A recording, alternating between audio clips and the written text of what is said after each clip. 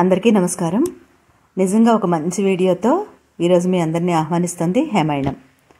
ఇలాగా నిన్న వీధిలోకి వచ్చిన పువ్వులు తీసుకున్నాను. అంటే ఈరోజు గులాబీలు సమర్పించాను స్వామికి. చామంతులు ఉన్నాయి, అందులో కొన్ని ఇలా కవర్లో వేసుకున్నాను అనమాట. అలాగే మామిడి పళ్ళు కూడా నిన్న 3 కిలోలు కొన్నాను. నేను బయటికి వెళ్ళలేదు.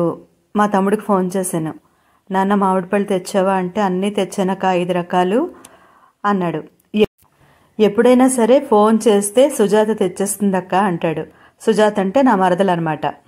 అంటే నాకు అలా ఇష్టం ఉండదు. నాకు ఓపిక ఉండగా నేను ఇంకొకరి చేత ఎలా తెప్పించుకుంటాను? పోనీ అదేమైనా పెయిడ్ సర్వీసా అంటే కాదు. వద్దు నాన్న, నేను వస్తానులే, వచ్చినప్పుడే తీసుకుంటాను, నాకు అలా ఇష్టం ఉండదు అన్నాను అనేదాన్ని ఇది వరకు. కానీ నిన్న కాంట్ బట్ కండిషన్స్, నాకు అస్సలు వెళ్లే ఓపిక లేదు. నాన్న ఏం అనుకోకపోతే ఒక 3 కిలోలు పంపిస్తావా? ఏమున్నాయంటే చెరుకు రసాలు, బంగినపల్లి, సువర్ణరేఖ ఉన్నాయక్క, ఇవాళ సువర్ణరేఖ కొత్తగా తెచ్చానన్నాడు. అయితే సువర్ణరేఖ 1 కిలో, మంచి రసాలు ఒక 2 కిలోలు పంపించమ్మా అన్నాను. అయితే అన్నీ 150 అక్క, మనకైతే 120కే ఇచ్చేద్దామక్క అంటాడు. ఏమనుకోకు నాన్న, ఇలా అడుగుతున్నందుకు. అస్సలు వచ్చే పొజిషన్లో నేను రాలేకపోతున్నాను, అందుకే అడుగుతున్నాను పంపించమనంటే. అయ్యో పర్వాలేదు అక్క, అందరికీ సుజాత తీసుకెళ్ళి ఇస్తుంది అన్నాడు. ఇంక మరి కాన్వర్ట్ కండిషన్స్లో ఇలాగా రప్పించుకున్నాను అనమాట. అయితే నేను ఒక చోటుకి వెళ్ళాలి, అందుకే ఈ పళ్ళు పువ్వులు ఏర్పాటు అనమాట. పువ్వులు పళ్ళు తీసుకెళ్తున్నామంటే భగవంతుడి దగ్గర కాక ఇంకేమై ఉంటుంది చెప్పండి. శ్రీరామనవమి నాడు జయ శ్రీనివాస్ వచ్చారు. ఆ రోజు సాయంత్రం ముందే మెసేజ్ చేసింది జయ, హేమ్ గారు వస్తాము ఉంటారా అని. ఉంటాను జయ రండి అన్నాను. ఉప్పల్ దగ్గర ఒక గుడి ఉంది, రాముడి గుడి, 500 ఏళ్ల క్రితంది, ఇంచుమించు 400-500 సంవత్సరాల మధ్యదనమాట. దాని గురించి అక్కడ చాలా బాగుంటారట స్వామి. ఆ గుడి గురించి తెలుసుకున్నాము, అక్కడ కళ్యాణం చూడడానికి వస్తున్నాము అందనమాట. సరే వచ్చారు వాళ్ళు. వస్తూనే ఇంకా నన్ను కూడా చాలా హడావిడి పెట్టింది. ఎంత అడిగిందో, మీరు కూడా రండి, ముగ్గురం వెళ్దాము, అట్నుంచి మిమ్మల్ని దింపేసి మేము వెళ్ళిపోతామని. దింపడం పెద్ద సమస్య కాదు, కానీ అక్కడ ఆటో ఎక్కితే ఇక్కడికి వచ్చేస్తాను జయ, అదేం పెద్ద సమస్య కాదు, కానీ మీరు వెళ్ళి రండి, ఇప్పటికిప్పుడు బయలుదేరడం అంటే అస్సలు నా వల్ల కాదు, కనీసం 10 రోజుల ముందు తెలియాలి నాకు అన్నాను. చాలాసేపు అందనమాట. పాపం శ్రీని కూడా అలాగే అన్నాడు, రండమ్మ వెళ్ళి వచ్చేద్దామని. సరే వాళ్ళు కొంతసేపు కూర్చున్నారు, వెళ్ళారనుకోండి. ఆ తర్వాత శ్రీని మెసేజ్ చేశారనమాట, ఎప్పుడైనా ఒకసారి వీలు చూసుకుని వెళ్ళండి అమ్మ, చాలా బాగుంది గుడి అని. ఎప్పుడు తెలుసా, నేను ఆ మధ్య సుందరకాండ పారాయణ చేశానా, ఆ 9 రోజుల్లో ఎప్పుడో అప్పుడు వెళ్లాలని ఖచ్చితంగా అనుకున్నానండి. ఎప్పుడూ కుదరదు. ఆ పారాయణ అయిపోయి కూడా 15 రోజుల పైన అయిందా. ఈ వారం ఇప్పుడు మొన్న ఆదివారం అన్నాను, రోహరి ఆదివారం ఏ ప్రోగ్రామ్స్ పెట్టుకోకు, మన ఇద్దరం గుడికి వెళ్తున్నామని. అది నాకు నిన్న అనుకున్నాను, నిన్న ఖచ్చితంగా వెళ్ళాలని, అందుకే పళ్ళు తెప్పించాను. కానీ ఈరోజు ఈ బుధవారం నాడు కుదిరిందనమాట. సరే, ముందుగా అర్చకులు వారి మాటల్లోనే చెప్పిన ఈ ఆలయ చరిత్రను గురించి విందాము, తర్వాత నేను మాట్లాడతాను. చెప్పండి. ఆ 3 విగ్రహాలే గుడి యొక్క చరిత్ర. కింద ఉండే 3 విగ్రహాలు, ఆ ఉత్సవ విగ్రహాలు కదా, ఆ 3 విగ్రహాలే ఈ యొక్క గుడి చరిత్ర. ఇవి 500 సంవత్సరాల కిందది గుడి, ఇది ఇప్పటిది కాదు. అయితే 2014 భక్తుడు రినోవేషన్ చేయించాడు, ఈ మోడల్గా తయారైంది. అయితే నేను వచ్చి 5 సంవత్సరాలు ఈ గుడిలో చేయబట్టి. నా పేరు రామశర్మ. 5 సంవత్సరాలుగా అర్చకుడిగా చేస్తూ ఉన్నాను. అయితే ఆ గుడిలో ఆ యొక్క విగ్రహాలు పాచకుండా అడవుల్లో ఉండే ఈ మా యొక్క ధర్మకర్తకు రాముల వారి కళ్ళు వచ్చి వరేపల్లందరూ విగ్రహాలని తెచ్చుకొని నేను ఆహ్వానం చేసుకోవాలని చెప్పడం. అయితే ఊరి వాళ్ళంతా కలిసిపోయి ఆ విగ్రహాలు తెచ్చుకొని చిన్న గుడిసె మాదిరి వేసి ఇక్కడ కైంకర్యాలు చేస్తూ ఉన్నారు.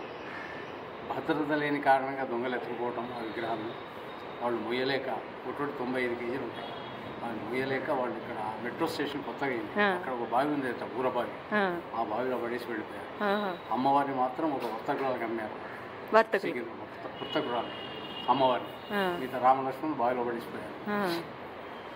అది కూడా అమ్మవారిని ఎవరికి అమ్మారండి? వర్తకురాలకి, ఒక వర్తకురాలు సికింద్రాబాద్ వాడి అమ్మేశారు. ఆమె దగ్గర అమ్మవారు ఉన్నారు, రామలక్ష్మణ్ మాత్రం బావిలో పడ్డారు. అయితే ఈయన గ్రాముల కళ్ళు వచ్చి అరే పలాందరూ విగ్రహాలను తెచ్చుకోరాము అని చెప్పి చెప్తాయి.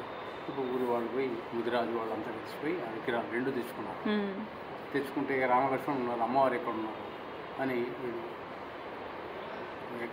ఎక్కడ ఉంది కదా వీళ్ళు చేస్తూ ఉంటే, ఫలానా చోట ఉంది, ఒక వర్తకురాలి దగ్గర ఆ యొక్క విగ్రహం ఉంది అని చెప్పి తెలిసింది వీళ్ళు. ఆమె దగ్గర పోయారు వీళ్ళంతా. నేను నా బిడ్డని ఆమెకు బిడ్డ చనిపోయింది. ఆ వర్తకురాలి అమ్మవారిని తన బిడ్డ అనుకుంది. ఆమె దగ్గర పెట్టుకుంది. నా బిడ్డను మీకెందుకు ఇస్తా అని మెంటల్లీ ఫెయిల్ అయిందన్నమాట. నా బిడ్డను మీకెందుకు ఇవ్వాలి, మీరు ఎవరు అడగడానికి అని చెప్పడం, ఎంత ప్రయత్నం చేసినా ఆమె వినకపోవటం. సరే ఇంకా ఏం చేద్దామని చెప్పి వచ్చి ఆలోచన చేసిండి ధర్మకర్త అని చేసి సరే అని ఒకరోజు అందరు కలిసిపోయారు. పోయేది మా దగ్గర అబ్బాయి ఉన్నాడు, మరి మీ దగ్గర అమ్మాయి కదా, మీ అమ్మాయికి వివాహం అయితే చేయాలి కదా, మా అవును చేయాలి, అబ్బాయి నచ్చితే నేను చేస్తాను. మా దగ్గర అబ్బాయి ఉన్నాడు, మరి మీరు ఇచ్చేటట్టుంటే వచ్చి చూడండి, అబ్బాయి నచ్చితే మీ అమ్మవారిని అని చెప్పడం. నేను చూస్తాను, నాకు నచ్చితేనే ఇస్తాను చెప్పడం అని వచ్చి చూడడం. అమ్మవారు రాముల వారు నచ్చకపోవడం ఏంటి, అదే కదా, లేదుగా పుంసామోహన్ రూపాయ అంతే కదా. వచ్చి నేను ఇస్తాను అని ఆమె ఒప్పుకుంటే సరే అని చెప్పి వాళ్ళు కావటం, వర్తకులంతా కలిసి అమ్మవారిని కావటం, ఈ ముదిరాజు వాళ్ళంతా రాముల వారిని కావటం. వాళ్ళు ధర్మకర్తలా? ధర్మకర్తగా ఊరి వాళ్ళు వాళ్ళ బలంగా ఉండేవాళ్ళు. ముదిరాజు వాళ్ళు అంటే బలంగా ఉండేవాళ్ళు ఈ ఏరియా. ఇంకా వాళ్ళ గ్రూప్ ఎక్కువ, వాళ్ళు ఏది చేయాలన్నా సేవ చేసేవాళ్ళు అంతా. వాళ్ళు అమ్మ అబ్బాయి అంటే మా రాముల వారిని ఈ వీళ్ళు తేవటం, ఎదుర్కోవడం, వర్తకులు అమ్మవారిని తేవటం, ఆ విధంగా వివాహం జరిగింది. శ్రీరాముడికి స్టార్ట్. ఇప్పటికి కూడా అదే సాంప్రదాయం. వర్తకులు అమ్మవారిని చేస్తారు, ముదిరాజు వాళ్ళు అబ్బాయిని చేస్తారు. అదే రాముల వారిని ఎదుర్కొండ అయిన తర్వాత బయట కళ్యాణ మండపం అక్కడ కళ్యాణం ప్రతి ఈ యొక్క గుళ్ళో ఏమంటే రాత్రి 10 గంటలకు కళ్యాణం చెప్తారు. శ్రీరామనవమి అభిజిత్ లగ్నంలో అందరికి రోడ్లు అవుతే ఇక్కడ మాత్రం రాత్రి చల్లటి రామయ్య చక్కని సీతమ్మ అది జరుగుతుంది. అది కూడా సమస్య వచ్చింది. భారతదేశం అంతా పగలు చేస్తే మన దగ్గర ఎందుకు రాత్రి చేయాలి, మనం కూడా పగలే చేద్దాం అని ఊరి వాళ్ళు ఒక సమస్య పెట్టారు ఈయనతో. సరే మీ మాట నేను కాదనరా, కానీ ఈయన మాట కంటే అందరూ ఒప్పుకునేవాళ్ళు. సరే మీ మాట ఎందుకు కాదనరా, సరే ఆ విధంగా చేద్దాం, ఒక చిట్టీలు పెడదాం, రాత్రి పగలు రాములవారి దగ్గర పెడదాం, చిన్న అమ్మాయిని పంపిద్దాం, ఏ చిట్టి వచ్చిందనుకో అది పగలు వస్తే పగలు చేద్దాం, రాత్రి వస్తే రాత్రి చేద్దాం, రాములవారి నిర్ణయిస్తారని చెప్పడం. అది రాత్రి నిర్ణయమైంది కాబట్టి రాత్రి. అప్పటి నుంచి వాళ్ళు ఈ రోజు వరకు అదే సాంప్రదాయం కొనసాగుతుంది, రాత్రి వివాహం చేస్తుంది. అయితే భద్రాద్రికి ఈ ఉప్పల రామాలయానికి చాలా అవినాభావ సంబంధాలు ఉన్నాయి. ఎట్లా అంటే అక్కడ గౌతమి నది, భద్రాద్రికి గౌతమి నది, గోదావరి వాకబుల్ డిస్టెన్స్, ఇక్కడ మూసీ నది వాకబుల్ డిస్టెన్స్. తర్వాత అక్కడ బయట మిథిలి దాంట్లో వివాహం చేస్తారు, ఇక్కడ కూడా బయట అక్కడ బయట వివాహం చేస్తారు. మిథిలా నగరమా అది మిథిలాలో ఒక వివాహం చేస్తుంది, ఇక్కడ బయట కళ్యాణం ఇక్కడ కూడా. కాకపోతే అక్కడ పగలు, అక్కడ మధ్యాహ్నం జరుగుద్ది, ఇక్కడ రాత్రి ఒకటే తేడా. తర్వాత అక్కడి నుంచి మాకు తలంబ్రాలు వస్తాయి, అది ఏ రూపంగా వస్తాయో ఆ రూపంగా వచ్చేస్తాయి. తలంబ్రాలు అన్నీ వచ్చేస్తాయి మధ్యాహ్నం సాయంత్రం ఇక్కడ. ఇది క్లుప్తంగా రామాలయం యొక్క చరిత్ర. దీర్ఘంగా అంటే 3-4 గంటలు పడుతుంది. అవునవునండి, చాలా థ్యాంక్స్ అండి. అయితే కొంచెం గట్టిగా చెప్పండి అని ఆయన్ని 2 సార్లు రిక్వెస్ట్ చేసినా కూడా ఆయన ఇలాగే చెప్పారనమాట. కొంచెం చెవుల్లో ఇయర్ ఫోన్స్ పెట్టుకొని వినండి, బాగా వినిపిస్తుంది. స్వామి హనుమ ఎప్పుడూ రామయ్యకు నమస్కరిస్తూనే ఉంటాడు కదా ఎదురుగా. అన్ని వైష్ణవాలయాల్లో గరుడాళ్ళ వారు ఉంటే రామాలయంలో మాత్రం స్వామి హనుమ స్వామి ఎదురుగా ఉంటారనమాట. అయితే ఇక్కడ విశేషం ఏంటంటే, పూర్వకాలంలో ఈ విగ్రహాలు చెక్కించాలని ఒక జమీందారు సంకల్పించినప్పుడు ఉత్తర భారతం నుంచి శిల్పులను రప్పించారట. అయితే ఆ శిల్పుల రూపంలో రామలక్ష్మణులే వచ్చి విగ్రహాలు చెక్కారు అంటారు. అయితే నేను ఎంత ప్రయత్నించినా కూడా ఆ వివరం పూర్తిగా దొరకలేదండి, అంత స్పష్టమైన సమాచారం లేదనమాట. కానీ ఇక్కడ మాత్రం ఖచ్చితంగా రామలక్ష్మణులు చెక్కిన విగ్రహాలే అని ఆ ప్రతీతి ఉందన్నమాట. ఇక్కడ అర్చకులు చెప్పిన మాటల్లో కూడా ఆ వివరం ఏం తెలియలేదు. మామూలుగా రామలక్ష్మణులు ఎలా వచ్చారన్నది, వాళ్ళు విగ్రహాలు ఎలా దొంగతనం జరిగిందన్నది ఆయన చెప్పారు. కానీ రామలక్ష్మణులే చెక్కిన విగ్రహాలు అన్నట్టు ఆయన వివరం ఏం చెప్పలేదు. నేను ముందు ఒక అర్చకులను అడిగాను అనమాట, ఇదే కదండి ఆ గుడి అంట, ఇదేనమ్మా అన్నారు. ఇదిగో ఈయన ఇక్కడ తిరుగుతున్నారు కదా తెల్ల పంచ ఆయన. దర్శనం అయ్యాక అలాగా బయటకు వచ్చి, మరి వీడియో తీసుకోకపోతే ఎలా చెప్పండి, నేను అర్జెంటుగా రావడానికి కూడా ఒక కారణం ఉందండి. ఎందుకో వెళ్ళాలి అనిపించింది. ఎప్పుడైనా వెళ్ళొచ్చు అనుకోండి, కానీ ఇప్పుడే వెళ్తే బాగుంటుంది అన్నట్టు అనిపించింది ఎందుకో. ఇంకేంటంటే లోపలంతా కూడా బాగుంది. ఇంకా ఉపాలయాలు ఉన్నాయి. రామలింగేశ్వర ఆలయం ఉంది, అలాగే నవగ్రహ మంటపం ఉంది. అయితే తర్వాత చూస్తే తెలిసింది సరస్వతి ఆలయం కూడా ఉందని. కానీ అది ఎక్కడా నాకు కనిపించలేదు. అంటే నేను చూడడంలో పొరపాటు పడ్డాను. ఈసారి మళ్ళీ వస్తానని చెప్పాను స్వామికి, నృహర్ని తీసుకొని వస్తానని. వెళ్ళినప్పుడు చూడాలి.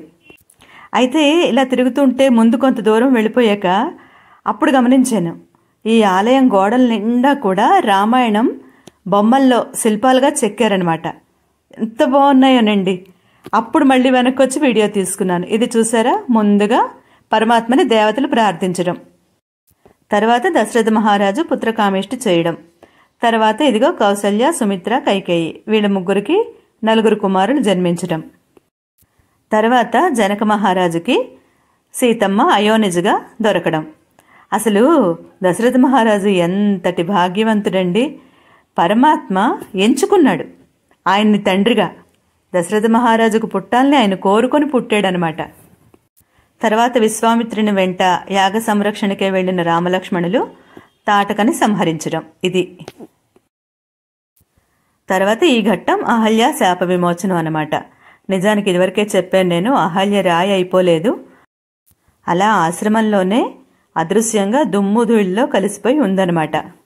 అక్కడి నుంచి మిథిలా నగరానికి ప్రయాణం, విశ్వామిత్రుని వెంట సీతా స్వయంవరం, తర్వాత సీతా కళ్యాణం, ఈ 2 అన్నమాట. ఇది తర్వాత రామలక్ష్మణులు తండ్రికి నమస్కారం చేసుకొని వనవాసానికి బయలుదేరడం. ఇదిగో నవగ్రహ మంటపం అన్నమాట. ఇది గుహుని కలుసుకొని అతని ద్వారా పడవ మీద గంగానదిని దాటడం. తర్వాత ఇదేంటంటే వనవాసంలో శూర్పణఖ రావడం, శూర్పణఖ ముక్కు చెవులు కొయ్యడం, శూర్పణఖ వెళ్లి రావణుడికి చెప్పడం, రావణుడు మారీచుని పంపించడం. ఇదిగో మారీచుడు బంగారు లేడుగా రావడం. ఈ గుడి ఎక్కడుందంటే ఉప్పల్ చౌరస్తాకి చాలా దగ్గరగా ఉంటుందండి. మనకి గూగుల్లో సెర్చ్ చేస్తే దొరుకుతుంది లొకేషన్. అది కూడా శ్రీ రామచంద్ర దేవస్థానం ఉప్పల్. తర్వాత ఇది చూసారా, లక్ష్మణ రేఖ. నిజానికి ఇది వాల్మీకి రామాయణంలో లేదండి. తర్వాత రావణాసురుడు వచ్చి సీతామాతని అపహరించడం, తర్వాత కిష్కింధకాండ అనమాట. అదిగో వాలి సుగ్రీవులు యుద్ధం. అయితే వెంటనే సుగ్రీవ మైత్రి లేదు శిల్పాలు, వెంటనే సీతామాతని స్వామి హనుమ కలుసుకున్న దృశ్యం అశోకవనంలో. తర్వాత సేతుబంధనం, వానరులందరూ కలిసి రామచంద్రుడి పర్యవేక్షణలో సేతువుని నిర్మించడం. తర్వాత రావణ సంహారం, తర్వాత పుష్పక విమానంలో అయోధ్యకు తిరిగి ప్రయాణం, తర్వాత శ్రీరామ పట్టాభిషేకం. చాలా బాగున్నాయండి. అంటే ఎవరో నిపుణుల చేత చెక్కిస్తారనుకోండి, కానీ జీవకళ ఉట్టి పడుతుంది. రంగులైనా అవైనా సరే. నిజంగా రామాలయం లేని ఊరు, రామనామం లేని ఇల్లు ఉండదు కదా. ఎంతగా రాముడితో మనం కనెక్ట్ అవుతామో. అయ్యో రామా, అన్నమో రామచంద్ర, రామరామ, అన్నిటికీ రాముడే. ఎందుకంటే మానవుడిగా మనకి జీవితాన్ని చూపించినవాడు కాబట్టి రాముడితో అంత కనెక్షన్ అనమాట మనకి. ఇదిగో ఇది మెయిన్ ఎంట్రన్స్. అసలు నాకేంటంటే అక్కడ పక్కకు వెనక వైపు వెళ్లే వైపు ఎగ్జిట్ వైపు ఆపాడనమాట ఆటో. ఎదురుగా కనిపిస్తుంది కదా కళ్యాణ మండపం, అక్కడే కళ్యాణం చేస్తారు. తర్వాత ఇలా బయటకు వచ్చి ఆటో బుక్ చేసుకున్నాను. అయితే ఏంటంటే ఆటో వచ్చింది, అతను ర్యాపిడోనా అని అడిగాడు. కానీ నాకేంటంటే అసలు బుక్ అయినట్టు చూపించలేదనమాట. ఇంకా లుకింగ్ ఫర్ రైడ్ అనే చూపిస్తుంది. కాదు బాబు అన్నాను. అతను అక్కడే ఉండగా నేను మళ్ళీ పక్కకు వచ్చి ఇలా మెయిన్ ఎంట్రన్స్ అంతా తీసుకున్నాను అనమాట. ఆలయ ముఖద్వారం అది చాలా బాగుంది. బయట చూస్తే చాలా విశాలంగా ఉంది.